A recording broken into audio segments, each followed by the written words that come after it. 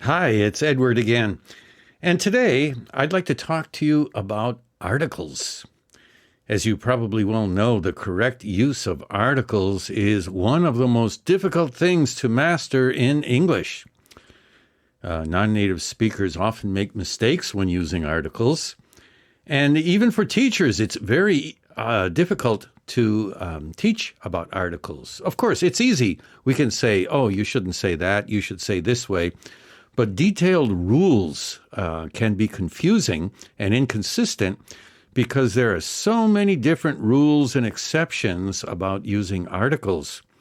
Also, it's pretty much impossible to think about all of the rules when we're speaking and writing. So today, I would like to start a new series on articles. And in this series, I will take you through the rules for using English articles correctly. This series is going to be quite long just because there are so many rules about using articles. I have a book on my desk about how to use and the. And do you know it's 230 pages long? So I'm not going to throw all of that at you today, but we're going to have a number of different lessons here, and I'll tell you about each special rule as we go along. Today, I'd like to start out by giving you some general concepts that you can use to understand how to use articles better. I'll give you some general rules that you'll be able to apply right away to your reading or to your speaking, and soon you'll be using and the pretty much like a native speaker. When talking about articles, first of all, it's important to understand the concept of universes. Universe, okay? So, first of all, we have the big universe, and the big universe includes everything, the cosmos. It includes the world and the space and everything else. Also, there are sub-universes, and these include smaller groups of things. The concept of universes is very, very important when you try to use articles. Actually, when speaking English, native speakers, we generally have some kind of sense of the setting or the universe related to the conversation, which is why we are able to use articles correctly as we speak. Now, as I said, first of all, we have the big universe. The big universe includes everything. The earth, the stars, the constellations, space, you, me, everything. Everything is included in the big universe. But also there are smaller sub-universes. And any sub-universe can also contain one or more sub-sub-universes or sub-sub-sub-universes. For example, you have a house where you live. That's one of your sub-universes. And maybe inside your house is your room. Your room is also one of your sub-universes. Your sub-universe, which is your room, contains your bed, desk, computer, books, and other things. And, your desk is also a sub-universe. And maybe your desk has a drawer, and that drawer is also a sub-universe. So remember, when speaking, you have to be conscious of these different universes and sub-universes. Now, let's talk about some noun types just a little bit, so it'll give us a basis to talk about our articles. There are 3 types of nouns in English. Maybe you already know this, but let's review. You have singular countable nouns, you have plural countable nouns, and you have uncountable nouns, nouns that cannot be counted. In this lesson, we are going to teach you about which articles you need to use with each type of these nouns. First of all, let's look at singular countable nouns. You should remember that a singular countable noun normally cannot stand alone. This is very, very important. A singular countable noun almost always needs to have what we call a determiner in front of it. The articles a, an, and the are determiners for singular countable nouns. There are other determiners too, like each and every, this, that. But in this lesson, we're only talking about a, an, and the. I did a video some time back titled Singular Countable Nouns, and you can watch that video for more information about determiners. So now the question is, what article should we use before a singular countable noun? Here's a general rule for you. If a singular countable noun refers to an object that is the one and only of that object, that's yuitsu, if it's the one and only of that object in a universe, you should use the.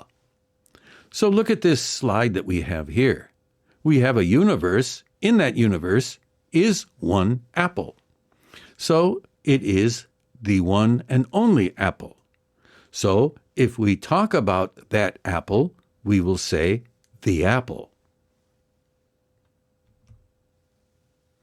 Next, if a singular countable noun refers to an object that is one of a group of objects in a universe, use a or an. Look at the slide here. The universe has many, many apples. And we will talk about one of those apples. Not all, just one. That time we should say an apple. Next we have plural countable nouns. Plural countable nouns are a little bit more complicated than singular countable nouns. Basically, if a plural countable noun refers to all of the objects in a small universe, by small universe I mean like your room or your desk, that time you should use the. For example, let's say you have a small universe of many apples. And if you want to talk about all of those many apples in the universe, you should use the apples. If a plural countable noun refers to all of the objects in the big universe, use no article. For example, let's look at this slide. The big universe has many, many apples. And if we want to talk about all of the apples in the big universe, we just say apples. No no the.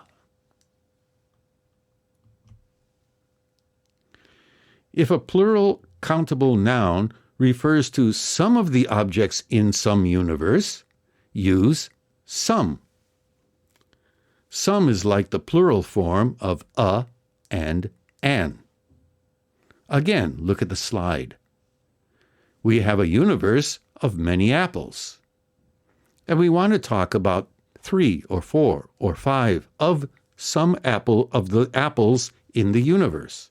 That time we would say some apples. Finally, we have uncountable nouns. Uncountable nouns are just like plural nouns. If an uncountable noun refers to all of something in a small universe, use the. Look at the slide here. The universe has water. If we talk about all of the water in some universe, we will say the water. If an uncountable noun refers to all of something in the big universe, use no article. In the slide you can see here, you have the big universe, and there is all of the water in the universe. We will say just water. For example, water is wet. All water in the universe is wet. If an uncountable noun refers to some of something in a universe, some part of something in a universe, use some. Again, look at the slide here. You have a universe with lots of water, and you want a little bit to drink. You would say, "Please give me some water." Well, that completes our first video on using articles. In future videos, I'll tell you about the many special rules we have for using articles. For now, just remember the general rules that we went over today. You know, we're always adding new content here at edddyeigo. We hope that you can take a few moments to support our channel by subscribing for future content. Also, please tell your friends about us and feel free to share our videos. See you again soon.